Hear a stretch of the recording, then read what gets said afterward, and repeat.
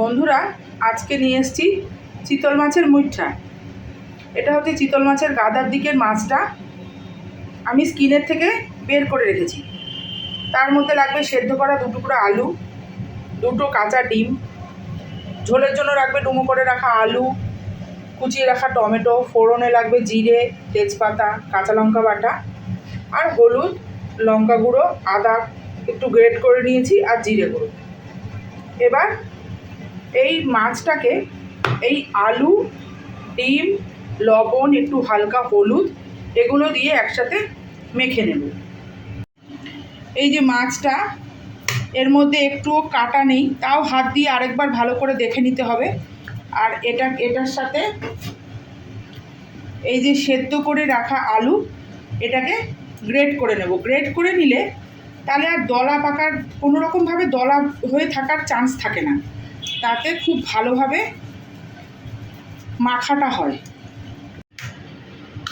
এইবার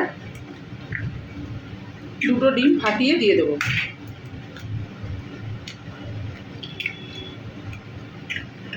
আর সামান্য লবণ দিয়ে আর অল্প একটু হলুদ দিয়ে এটাকে ভালো করে মেখে নেব। এই যে মেখে নেওয়া হয়ে গেছে বন্ধুরা। এইবার এই রকম মুঠো মুঠো করে, সেই জন্যই এর নাম মুঠো মুঠো। এই যে জল ফুটছে এর মধ্যে দিয়ে দেব এবং এটাকে সেদ্ধ হতে দেব।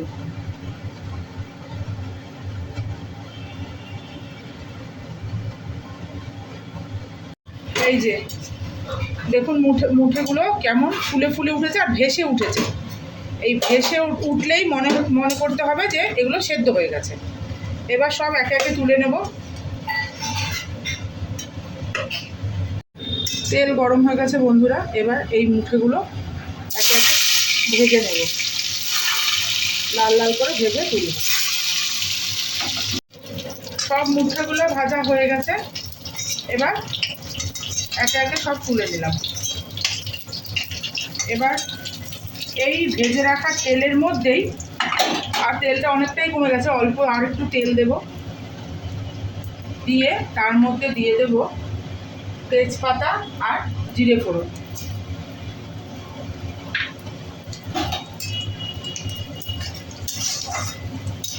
ফোড়ন হয়ে গেছে। এবার কেটে রাখা ডুমো করে আলু দিয়ে দেব। আলুগুলো একটু ভেজে নেব। দেব পরিমাণ মতো লবণ, টমেটো কুচি, আর আদা ঘষে নিয়েছি, লঙ্কা গুঁড়ো, হলুদ গুঁড়ো, জিরে গুঁড়ো একসাথে দিয়ে দেবো, আর সামান্য কাঁচা লঙ্কা বাটা।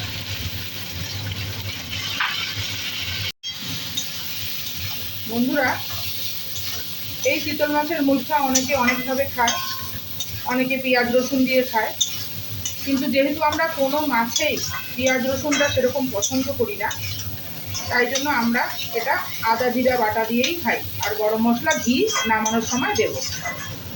আমাদের এরকমভাবেই খুব ভালো লাগে। যারা পেঁয়াজ রসুন দিয়ে খান তারা একবার এরকমভাবে রান্না করে দেখবেন, খুবই ভালো লাগবে।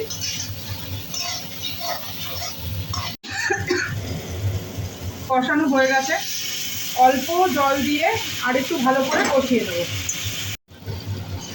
মশলা ভালোভাবে কষানো হয়ে গেছে বন্ধুরা, মশলার থেকে তেল ছেড়ে দিয়েছে।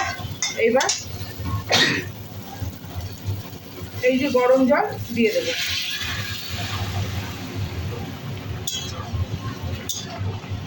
এবার ভালোভাবে ফুটে আলুগুলো সেদ্ধ হোক, তারপরে মুঠেগুলো দেব। ঝোল ভালোভাবে ফুটে গেছে। এবার এই মুঠেগুলো সবই দিয়ে দেব। এবার এই মুঠে আর আলু ভালোভাবে ফুটুক, ঢাকা দিয়ে দেব, সেদ্ধ হোক। ঢাকনাটা খুলে নিই।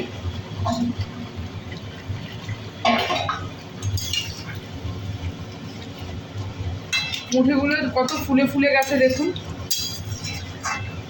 আলু যদি সিদ্ধ হয়ে গিয়ে থাকে তাহলে এবার, হ্যাঁ, আলু সেদ্ধ হয়ে গেছে। এবার গরম মশলা আর ঘি দিয়ে নামিয়ে নেব।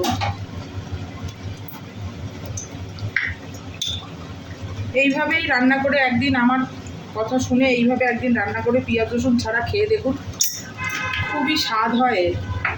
সব কিছু সবসময় পেঁয়াজ রসুন দিয়ে খেতে ভালো লাগে না। এবার একটু ঘি দিয়ে দেবো,